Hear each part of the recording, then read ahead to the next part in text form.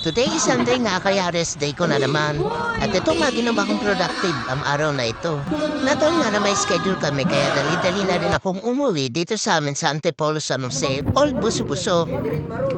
Pagkatapos nga namin maglaro ay sinamantala ko na ang pagkakataon para maka-attend din ako ng aming meeting sa kapatiran. At dito nga ay nagkaroon ng pagkakataon para mailatag at mapag-usapan ang mga susunod na proyekto ng kapatiran.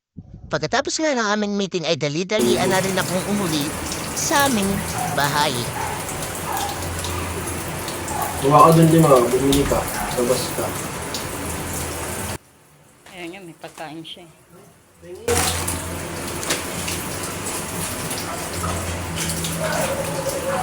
Nak, buha ka na nak, mag-isang si Daddy. Chachi! Na, pera Daddy. Nakakang pera Daddy. At itong mapagka-uwi nga ay ginawa atin na si kaso ko na nga itong pinagagawa ng aking asawa. Hey baby, how are you today? Akala ko nga dati ay sapat lang konsumisyon niya sa akin para tumaas ang kanyang dugo ay hindi pa pala.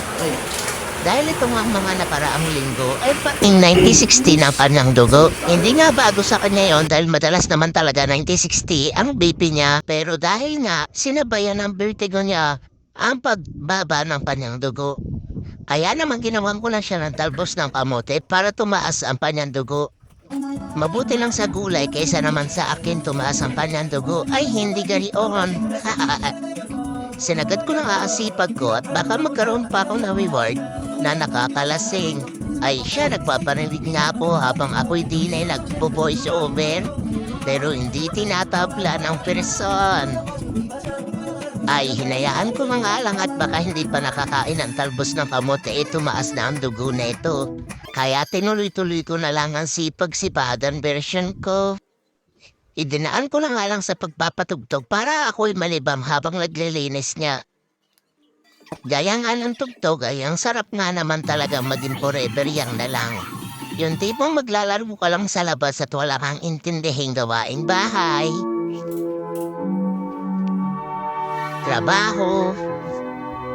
At kung ano-ano pa. Pero ganun pa man ay wala naman akong pinagsisihan sa buhay ko ngayon. Kaya hala, sige, ikuskus mo. Pero hindi ko talaga matanggal sa aking isipan ang kagustuhan ko na mabuo ang 7 Dragon Ball para matupad ang kahilingan ko na magkaroon ng iniinom na nakakalasing. Ay walang gayon. Sa taong nagbibingi-bingihan kahit kanina pa ako dito nagbo-voice over at nagpaparinig, wala pa rin milalapag. Kaya idinaan ko na lang sa pagkuskus ang sama ng loob ko. Biro lang baga. Mahirap na at may hawak na hangal baka maibato pa sa atin. Kusang loob ko talaga ang pagiging masipag ko ngayong araw. At kumain na nga lang ako dahil alam ko naman na hindi makakabuti sa atin ang pag-inom-inom na yan. O siya, hanggang dito na lang. Hanggang sa muli mga bata. Ha ha ha!